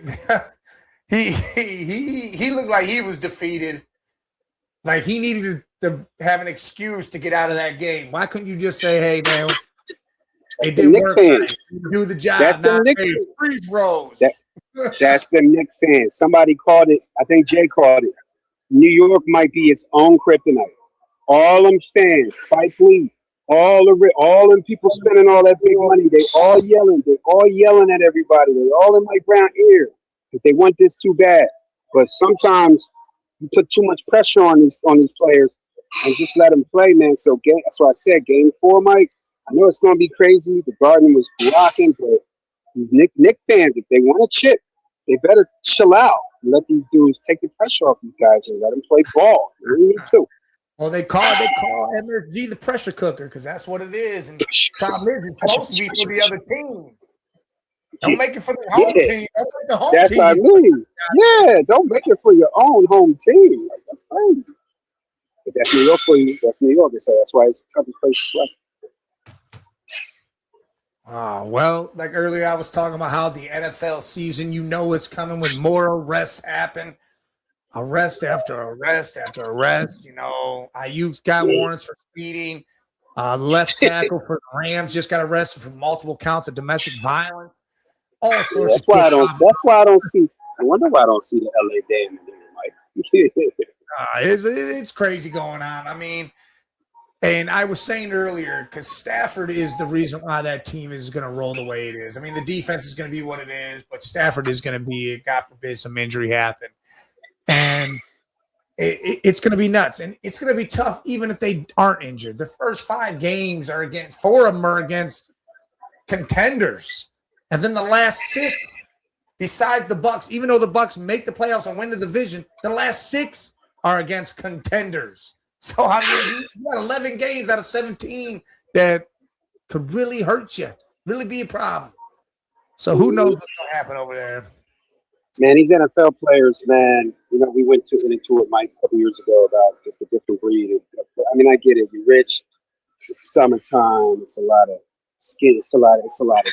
And so some of us have a noggin season all year round. You know what I mean? It's a noggin season.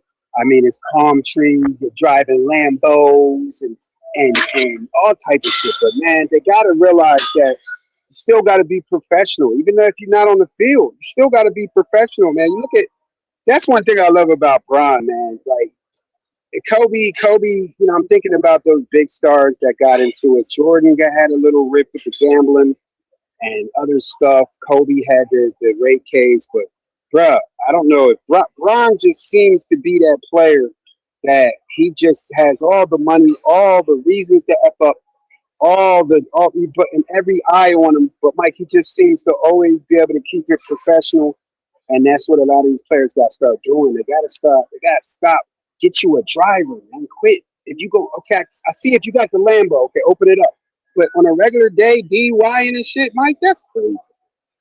Yeah, I don't understand. And I said that earlier. I said you make millions, going on billions of dollars. And you DUIing, you acting stupid in clubs, you around people. Granted, they your day ones, but if they acting a fool, well, then they need to be your day nuns. Day 5, they need to not be existing.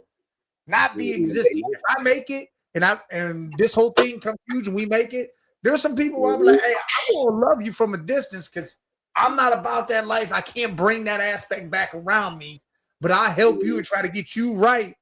If you mess that up, that's on you then. I can't have that around me, though. That element to where it's going to affect me and bring me down. It just can't happen. You got to have your. But sometimes if they ain't your day ones, and you think about they might be your day nuns, got to break out that disclosure contract, Mike. Look, I take you on the road. No, you smoke too much green or you drink too much. You have a lot of women, bro. You got to sign this disclosure act, bro. I can't go. You can't go with me. Yeah. You act to fool you off. That's it. Find your own way home because you ain't getting on our bus. Nah, you can't get on the bus, bro, because you know what I mean. You know, so yeah, but you know, I mean, it's the off season, and we'll see. The NFL's funny though, Mike. It's funny how the NFL used to be real straight. They're getting real lax now. They're getting real lackadaisical now because it's all about money. It's all about that money, bro.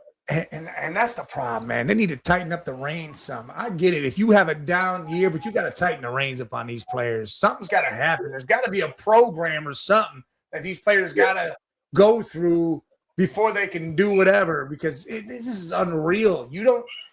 It's just domestic violence left and right. It seems like it's speeding and stupid. Like, why are you speeding, man?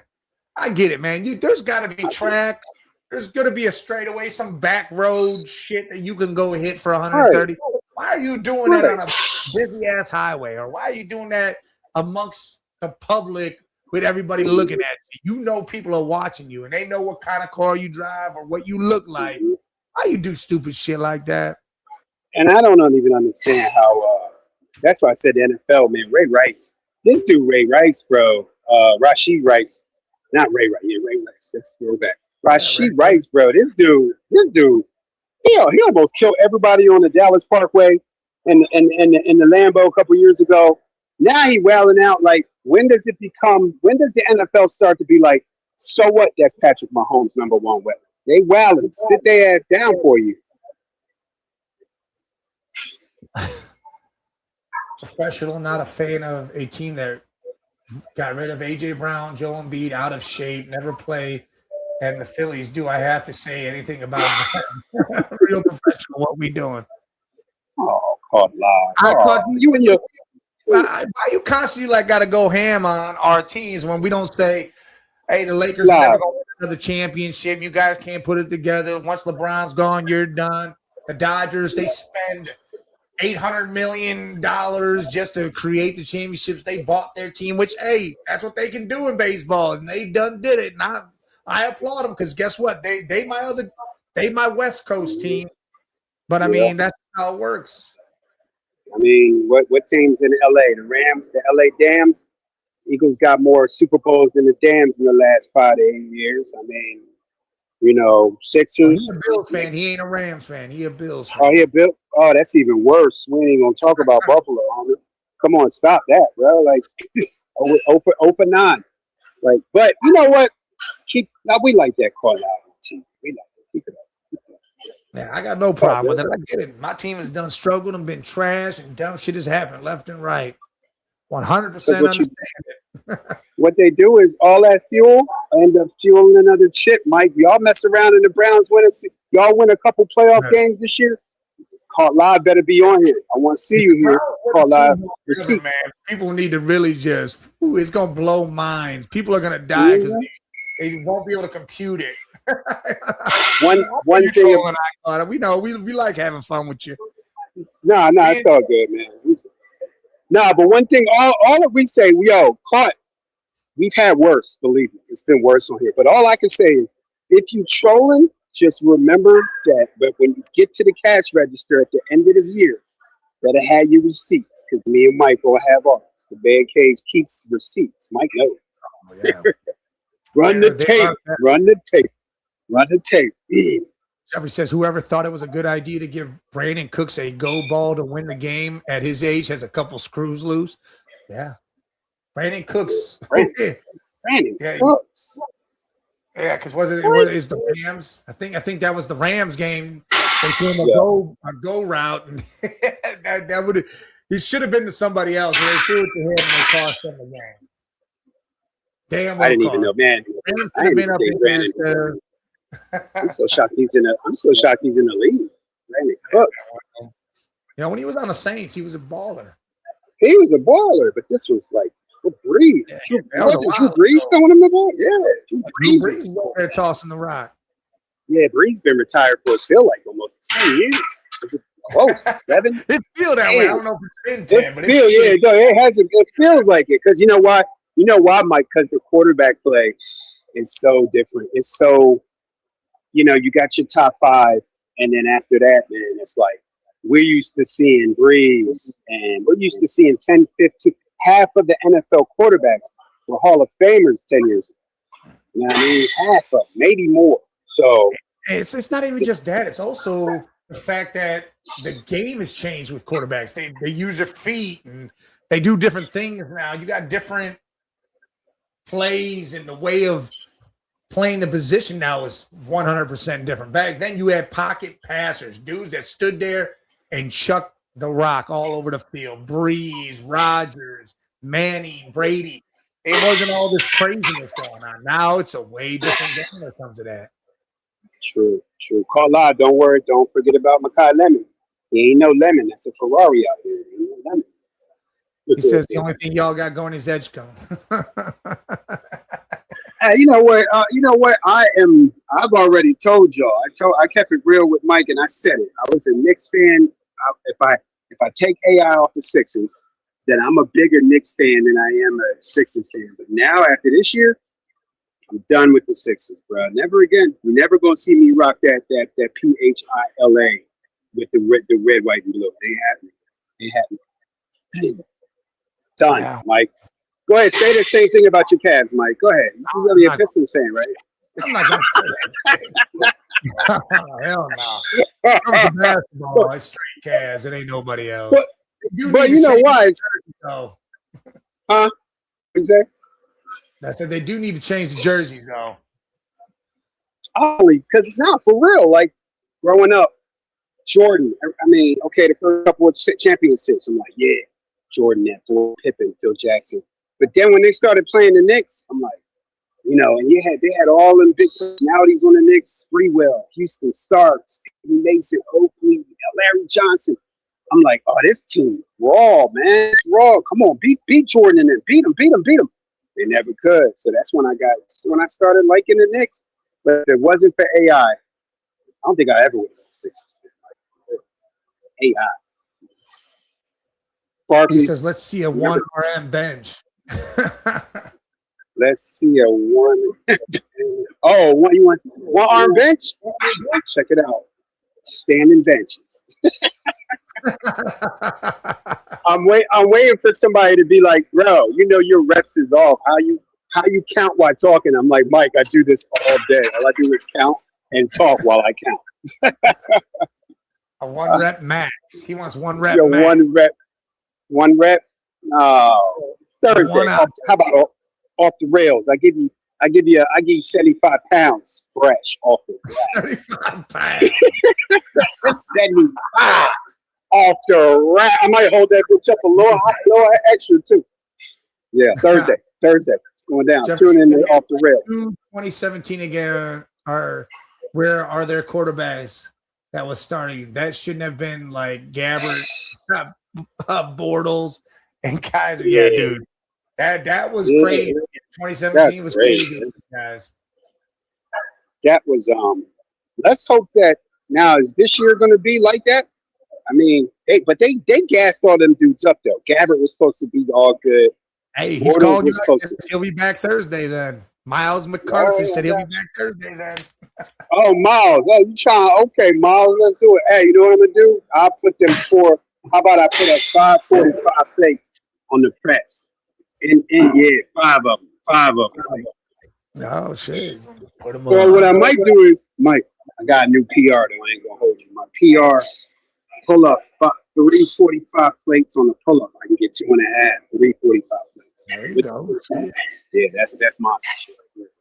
Hey, that's what he does for a living, Miles. He's a personal trainer, so he's got to know what he can do and put it up. Yeah, bro. Tuesday, Sports Madness, we in here.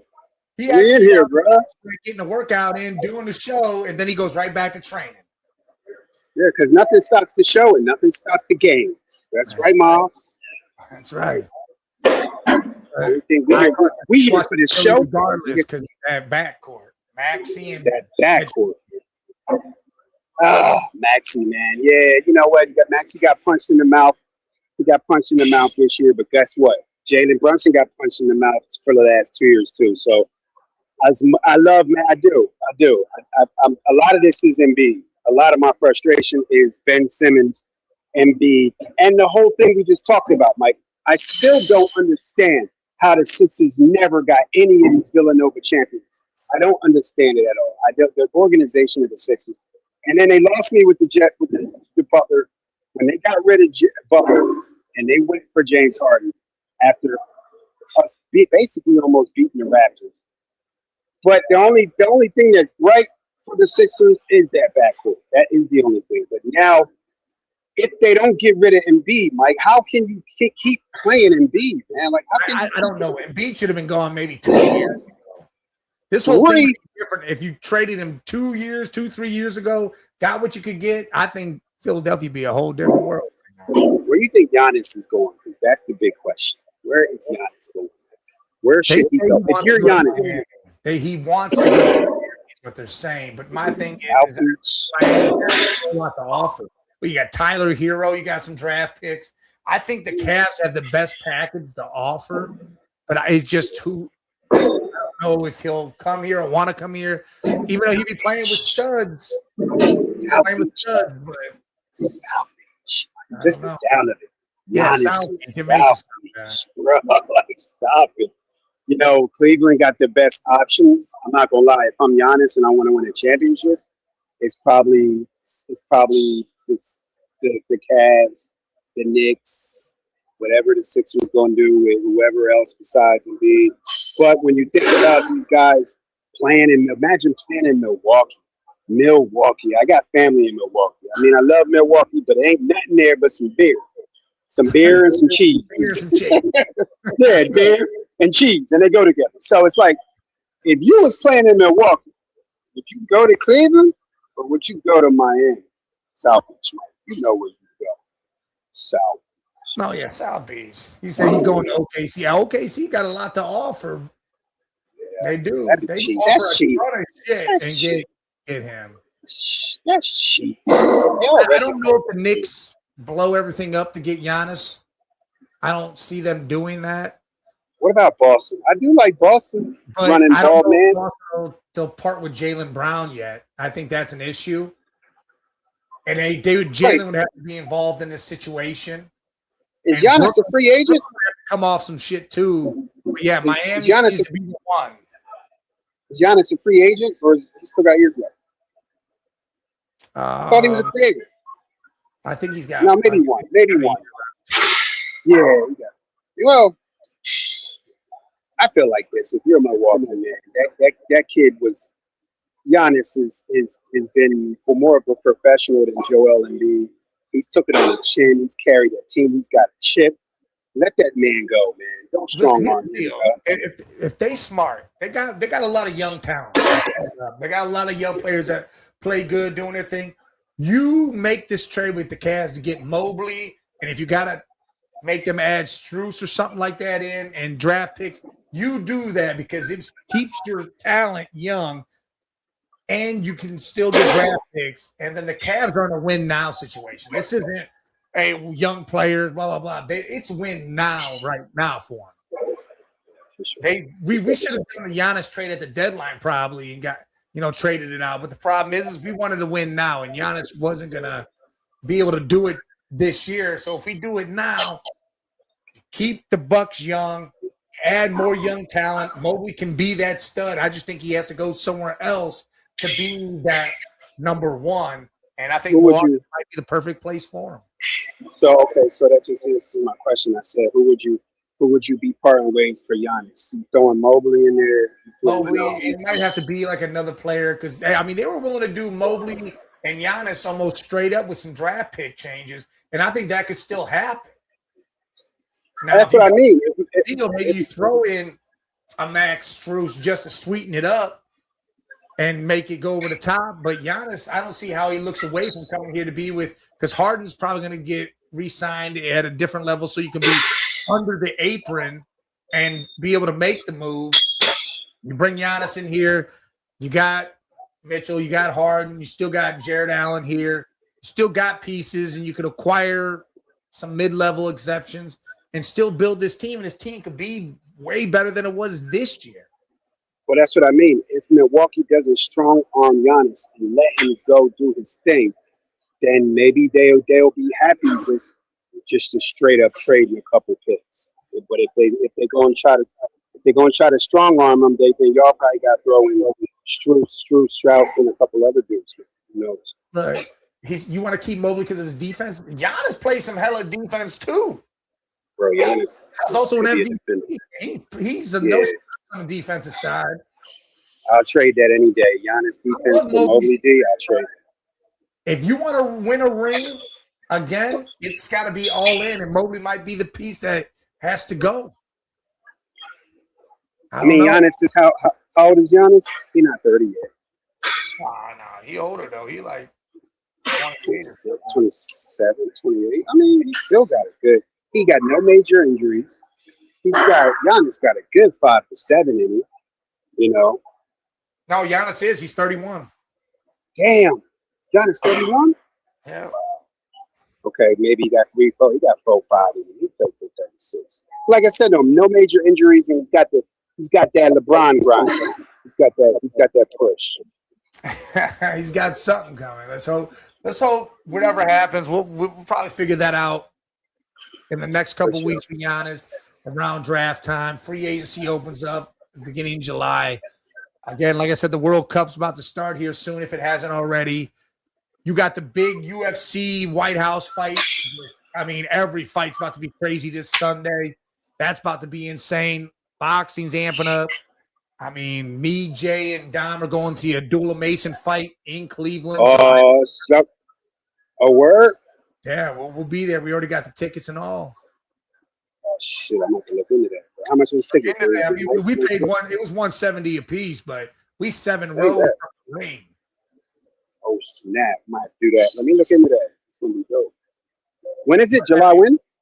July 4th. Oh, shit. Say Say less, brother. All right. Well, listen, it's coming down to the end of this. You know what this is. Make sure y'all do us the biggest favor.